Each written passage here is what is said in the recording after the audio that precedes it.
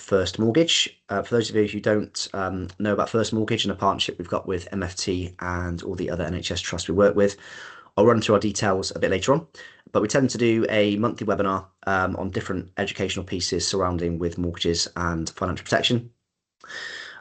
So today's topic for February 2026 is on what questions to ask when buying a house and getting mortgage ready. So mainly aimed at first-time buyers, but also for those of you who are looking to buy again as a next-time buyer. So today's agenda, what we're going to cover. So we'll be a very quick overview, first of all, of who First Mortgage are, the service that we offer, and how we work in partnership with NHS staff to try and get the best mortgage options for you. We'll be looking at the importance of your credit score and how to use your credit score to get mortgage ready before you come to apply for a mortgage. We'll look at the documents you need in terms of supporting information to help you get through a mortgage application in terms of proof of ID, proof of address, proof of income, and any of the documents you might need for an application when you're ready to apply. And then we'll move on to the property itself in terms of how to negotiate to get the best price for the property, questions to ask an estate agent and the vendors to try and obviously steal the best deal for you when you come to buy a new property for yourself. We'll move on to talking about getting financially qualified and the role of the agreement in principle, or some people call it the DIP, the decision in principle certificate for you to get financially qualified before you make an offer on a new property. And then we'll look at the next steps in the process in terms of where you go once you get the offer accepted and what happens before you can complete and move into the property. At the end of the webinar, there'll be a quick market overview in terms of a summary of where mortgage rates are now and the Bank of England base rate and where that's likely to head. And there'll be an opportunity for a Q&A at the end of the webinar as well. As you'll see on the screen, on every screen, our details are on there. So you've got our website, firstmortgage.co.uk. I've also got the email address, hellobath@firstmortgage.co.uk. If you have got any questions, you want to book in a free one-to-one consultation with any of our team here, one of our experts, please do email the team, hellobath@firstmortgage.co.uk. We can arrange a sort of 45-minute consultation free of charge to give you an idea of the best options for your circumstances. Our telephone number is also on there as well, on 01225 970 830. So feel free to give us a call and speak to one of the team at any point. Okay, so looking at our service in terms of our partnership with MFT. So First Mortgage have had a partnership with MFT now for at least a couple of years, if not a bit longer. And we essentially are an award-winning mortgage and protection advisor firm. And we specialise in financial wellbeing and specialise in particular with NHS staff. So we work with a number of NHS trusts, including Manchester Foundation Trust, the likes of London Ambulance Service, North West Ambulance Service, and University Hospitals Birmingham in particular. We provide wellbeing webinars on a sort of a monthly basis on a number of different topics, hopefully to try and educate you and give you an idea of your mortgage options and basically how to get a mortgage and get ready for a mortgage as well. So we work in the public sector with the NHS and also the Defence Discount Scheme with the MOD. In the public sector, we've got relationships with the likes of Amazon, Specsavers, and some other large businesses where we supply free mortgage information and education, as well as advice to all of their staff in the public sector. So we are a fees-free broker. We provide a free mortgage education service, as well as free protection review alongside that as well. And in terms of opening hours, we're open from 9 AM through till 7 PM. Monday through to Friday, also open at weekends too, so we can book an appointment and a free consultation at any point to suit your diary. I said our contact details are going to be left on the screen there for anyone that watches this in live time or watches the recorded webinar. You've got the hellobath@firstmortgage.co.uk. You can email to book in with the team, and you've got our telephone number on there, 01225 970 830 as well. So in terms of how we operate, how we differentiate between most mortgage brokers, most mortgage brokers are what they call independent, which means they've got access to around 6 or 7 different lenders they can choose from. At First Mortgage, we're what's called a whole of market broker. So that means we've got access to over 90 lenders and anywhere between 12,000 and 15,000 different schemes on a daily basis. All of our mortgage experts have got over 10 years worth of experience with dealing with NHS staff. So we come across NHS payslips on a daily basis, and we can obviously use our knowledge in the area to try and get the best rates for NHS staff, as well as try and use lending criteria to maximise affordability. And if, for example, you're on a temporary contract or you've only just started in the job role, there are ways and means we can get a mortgage for you still. So we've seen it all in terms of every aspect of NHS employees, even self-employed contractors working through the NHS. So yeah, you're certainly in very capable hands when it comes to advice and trying to get a mortgage if you work for the NHS and MFT in particular. So between us, we've won a number of awards at the sort of most coveted awards in our industry, the British Mortgage Awards, which includes Best Overall Advisor in the UK, Best New Build Advisor, and even the Best First Time Buyer Advisor, which is certainly prevalent for this webinar, based on how to obtain a mortgage and questions to ask when buying a property. So in terms of the general topic of the wellbeing webinar today, looking at getting mortgage ready. So the number one thing to think about before you get mortgage ready is, what is your credit score looking like?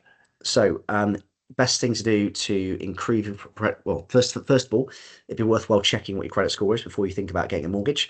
So there's three main credit companies we use, as well as most lenders use, which are Experian, Equifax, and TransUnion. Always worth downloading a copy of your credit file. There's websites such as the Experian website. You can sign up for a free trial for 7 days, as long as you cancel any subscription after then.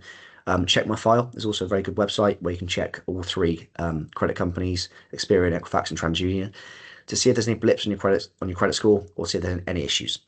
But the most important thing is to basically improve your credit score as much as you can before you come to apply for a mortgage. So to improve your credit score the most, I'd say the most important factor is to ensure you're registered on the electoral roll to vote at the property of where you live. Ensure that all your payments are up to date. Try not to miss any payments for as long a period of time. In terms of credit cards, any catalogue payments, any loan repayments, even rental payments you're paying at the moment. Don't miss any payments. And if you've got credit cards, try not to utilise more than 80% of the credit limit, as that will sort of bring you down in terms of credit score points, as it shows you're borrowing outside of your means. You're fine to use credit cards, just try not to exceed 80% of the credit limit. If you're below that, then it shows you've got good credit utilisation using your credit card, but you're paying it off on a monthly basis as well. So credit scores are very important when you come to apply for a mortgage. If you have got any issues in terms of default, county court judgment, a debt management plan, it's not the end of the world. One of our team of experts can still help. It just means you might not be able to get the slightly best rate on the market. But if you've got any questions about your credit score, how to improve it, if you've got concerns about your credit score, speak to the team here. We can have a chat and look through your credit score together, and work out the best options for you from a mortgage perspective, and how we can help to improve that for you as well. In terms of supporting documents you need when you come to look to apply for a mortgage, when you look to buy. So as standard, every single lender needs to ensure you are who you say you are, and you live where you say you live. So you'll need proof of ID, number one, as basic proof of who you are. So that can be either a UK passport or a foreign passport if you're from a foreign country. You can have a UK driving licence as proof of ID for you. In terms of proof of address, that can be anything from a utility bill dated in the last 3 months at your current address, a recent bank statement, even an annual council tax statement, or if you've got a mortgage already, an annual mortgage statement as well. Mobile phone bills can't be used. It's got to be from a government institution, or from someone such as a bank or a building society, an official statement, or even a utility company, as proof of address. But that proof of address generally is got to be dated in the last 3 months and showing your name on, and showing you living at the current address you say you do. When you put the application on forward to the mortgage, it will show your current address on there.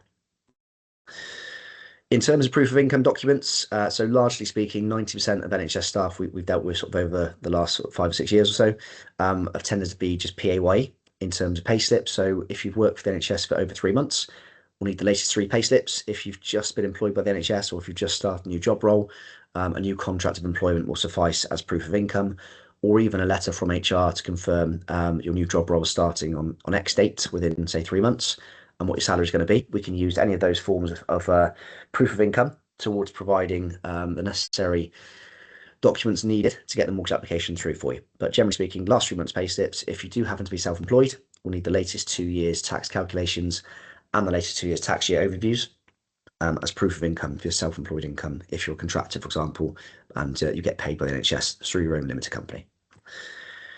In terms of additional supporting documents to think about, so you'll always need latest 3 months bank statements to show you've got good account conduct. No lender wants to see your bank statements and see that you're up to your maximum overdraft every month.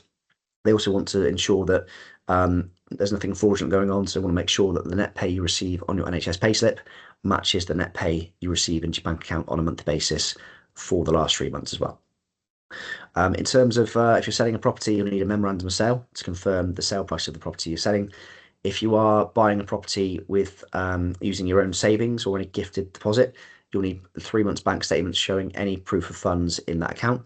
If, for example, you've got £100,000 as an example saved up, and that's spread across three bank accounts, you'll need the latest 3 months bank statements for each of those accounts as proof of deposit to show towards the lender that you've got the funds ready to buy the property, so they can sign the mortgage off for you as well. Moving on to questions to ask about the property. So generic questions, if you're not buying a new build property, so 90% of people out there end up buying a property which is at least 5 years old when they come to buy. So if there have been any extensions or renovations carried out on the property since the original construction, check with the estate agents that are valid certificates in place. Make sure that you've got completion certificates, any building indemnities for the work done. Last thing you want to do is get really late into the mortgage process, get the mortgage offer issued, you're about to exchange and buy the property, and the solicitor turns around and says that the current owners don't have planning permission for any of the works they've done.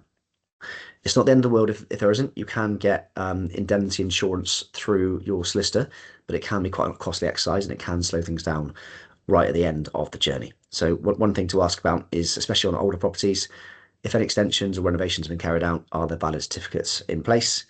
In terms of surveys, if you are looking at a slightly older property, it'd be worthwhile getting either a home buyers or a full structural survey done, as opposed to a very basic valuation.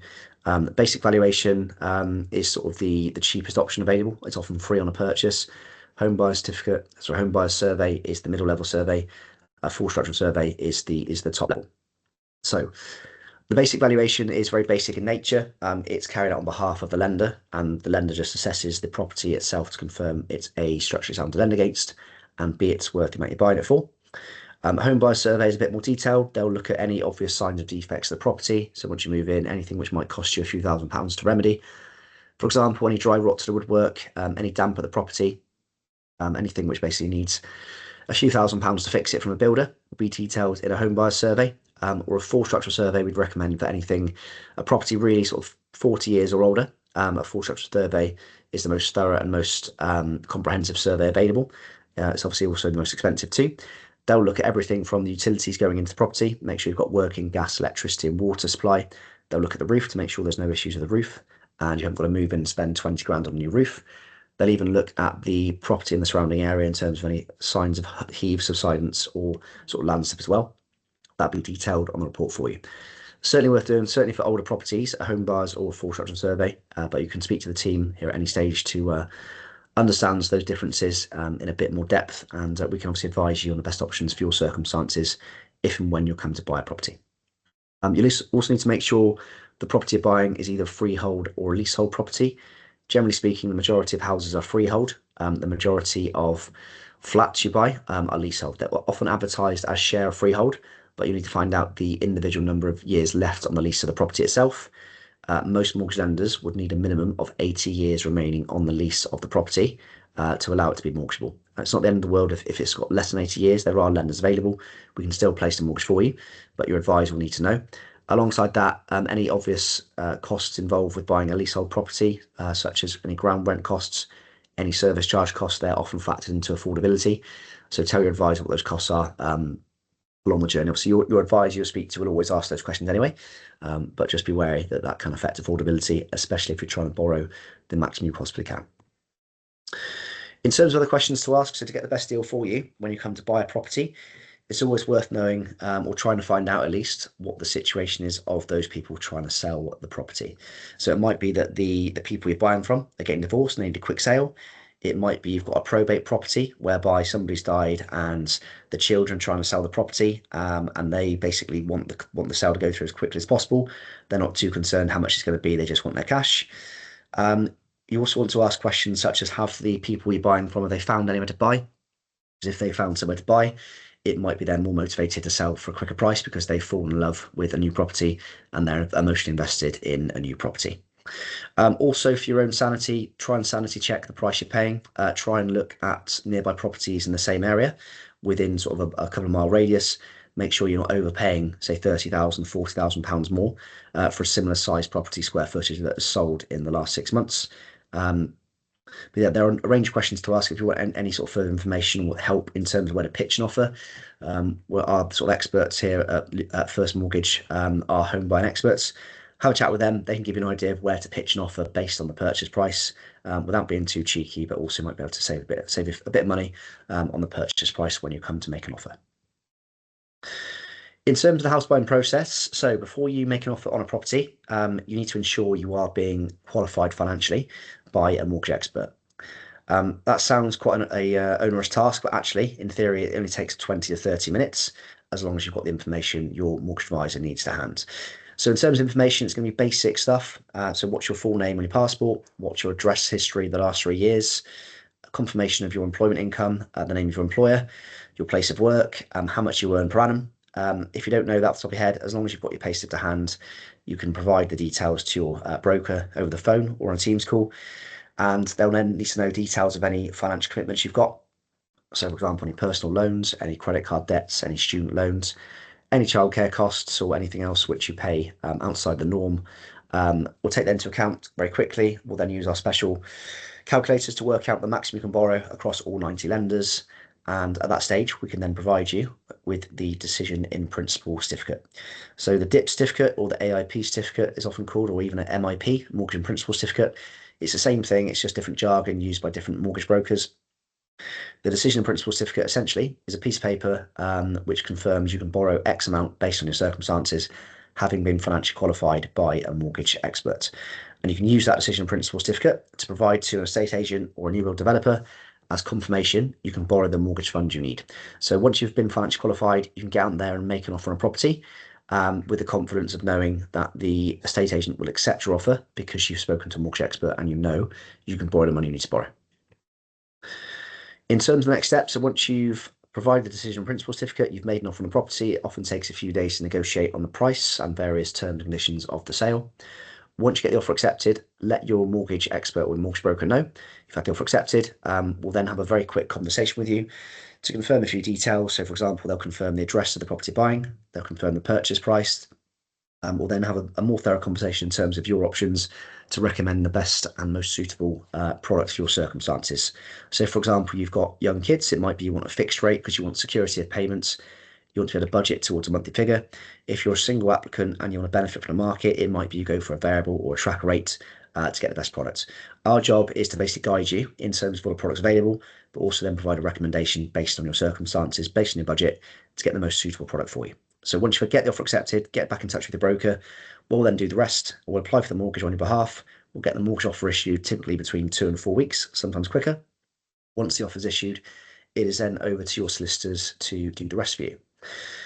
So what was the solicitor's role? Solicitor's role essentially is to get you in the property from the moment you get your mortgage offer issued until you get the keys handed to you. So their job is very important, but it can be quite a long and stressful process to deal with solicitors because they're so busy, and the land registry are very busy. And the land registry are basically the agent that registers your interests as the legal owner of the property with the land registry. So the solicitors will do their due diligence to ensure that, for example, there's not going to be a new build development or, for example, a supermarket pop up within 100 yards of the property you're buying. Anything which might materially affect, obviously, I guess, the value of the property that you're intending to buy. But also affect you wanting to move into that property because the area is going to change in terms of infrastructure. But essentially their job is to get you through to completion, and there'll be a hell of a lot of forms for you to fill out and sign and return. Again, we can help with any of those questions. We often get questions from our clients who we're helping to apply for a mortgage. With anything which you don't understand the jargon from the solicitors or anything you need to explain, one of our mortgage experts can explain anything for you. In terms of financial protection, we want to make sure you're not over sort of gearing yourself or over leveraging and borrowing too much. We want to make sure at First Mortgage that not only can we get you into the new property, but we want to make sure that you can stay in the property should the worst happen. Unfortunately, life does have its ups and downs, and things do happen. People unfortunately get sick, people pass away, which can affect the ability to be able to maintain your mortgage as well as pay all your bills and any childcare costs you may have. So part of our job is to ensure we provide you with a recommendation not only for the mortgage, but also to ensure you are financially protected and you've got financial resilience should something go wrong. So as part of that process, when we look at either a purchase or a remortgage, we will assess your situation and we'll come back to you and give you an idea of costs for things like life insurance, any critical illness cover, any income protection, as well as family income benefit. We'll educate you in terms of what the options are, answer any questions you've got, and we'll provide a recommendation based on your circumstances. Our job then is to essentially just put you in an educated position, and it's up to you what level of protection you have in place. Some people have no protection in place, which is against what we'd advise. but it's not a mandatory form of insurance. Some people spend sort of 10 to 20% of their mortgage payment every month on financial protection. It depends on what your risk perspective is, and it depends on obviously what you feel is appropriate to your circumstances as well as your budget as well. In terms of the protection options, I said you've generally got life insurance, which has got two options: the basic life cover, which pays out should you pass away. You've got family income benefit, which is similar to life insurance in respect it pays out a lump sum should you pass away, but that's paid in instalments to any surviving family members that you basically put the life insurance in trust to, so they can maintain an income in the event you're unfortunately no longer here, which allows your family to maintain the mortgage payments and pay for the bills on a monthly ongoing basis, rather than having a lump sum which they can use. You've also got illness cover, which is separated into income protection, which provides you with an ongoing monthly income in the event you're off work sick and you can't fulfill your job roles and responsibilities for a long period of time. NHS are pretty good. If you've been there for at least 2 years, you'll generally get 6 months full pay and 6 months half pay, but it might be you want some additional protection, which our advisors can obviously advise you on. And a critical illness policy pays out a tax-free lump sum in the event you're diagnosed with a critical illness. There's over 40 illnesses covered. The likes of heart attack, stroke, multiple sclerosis, for example, are the major 3 illnesses claimed on the UK. And the average age for a claimant is age 41, believe it or not. But just to reiterate our point, it's not all about just trying to borrow as much as possible. We want to make sure that you can stay in that property and you can afford the mortgage not only now, but in the future as well. So that's a whistle-stop tour of the house buying process and how to prepare for a mortgage, what documents you need. To give you a very quick mortgage market overview. So the Bank of England base rate was held last Thursday on the 5th of February at 3.75%. Wasn't any real shock to us working in the mortgage industry. The reason being is that inflation has been a little bit stickier than the government had liked. Inflation ticked up from 3.2% to 3.4% in January based on the December numbers, which was, as I said, an increase from 3.2% we witnessed in December based on the November inflation numbers. So what are we expecting for 2026? So the government target, of course, for inflation is to get down to 2%. That's not going to happen overnight, but there are quiet murmurs in the market that we are on track. And hopefully we're expecting a couple of Bank of England base rate reductions, if not 3 base rate reductions for the rest of 2026. So the predictions are hot off the press for the current market. We are expecting a Bank of England base rate reduction in April and possibly July this year, and even one in October. So all being well, we could well see Bank of England base rate drop down from 3.75% down to 3% by December this year. The only reason that isn't going to happen is if inflation proves to be a bit stickier. Now, there's a lot of global factors that can cause inflation to remain high. Not only obviously the Ukraine war, but anything that Donald Trump tends to do has a big impact on the global outlook in terms of the global economy, but that has implications on the UK economy as well. So anything, for example, which might affect the price of oil has a big impact on petrol prices over here and food and consumer items. That will basically ensure that inflation stays a bit stickier than the government would like, and that in turn that leads to the Bank of England base rate holding for a bit longer than we thought. Having said that, on the positive side, if all is well and we're on the right trajectory, we should see the Bank of England base rate drop at least 2 times this year, if not 3. Where does that leave us with mortgage rates? We should then see mortgage rates starting at the end of the year at somewhere between 3% to 3.25%, which is a hell of a lot lower than we were sort of just over 4 years ago after the disaster of the mini budget, when unfortunately Liz Truss came out with the mini budget in October 2022 and mortgage rates rose to 7%. At the moment, we are seeing mortgage rates hover anywhere really between 3.6% to 3.8% if you've got a 25% or more deposit. Those of you who are putting down, say, a 10% deposit, we're looking at rates still below 4%. Those of you with a 5% deposit, we're looking at rates probably around 4.2% at the moment. But things are looking positive for the year ahead. And we're also expecting that house prices are likely to increase by 2.5% this year across the UK on average. So we're in a much better position than we were certainly a couple of years ago. Hopefully that's been a helpful addition to the information obviously supplied on how to buy a property and obviously what documents you need to prepare for. If you've got any questions at all, I will stay in the chat and obviously put any questions in the chat. Equally, the lovely team at MFT will, I'm sure, upload a copy of this webinar onto relevant pages for you to view in your own time. It's all been recorded. But yeah, any questions at all, please feel to jump on the chat, but I'll be quiet for a minute now and give you the opportunity to ask any questions.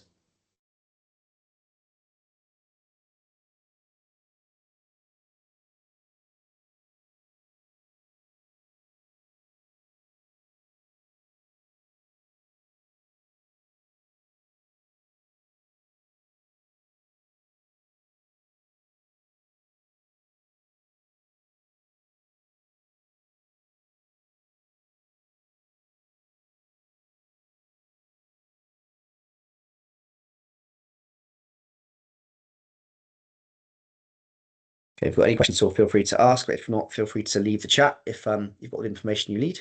So this will be all recorded and uploaded a bit later on, hopefully this afternoon, for you. So if there's any questions coming, I'll leave it another minute. Give you an opportunity to ask any questions if you do have any on anything mortgage related. In the meantime, I'm going to stop recording the session as well.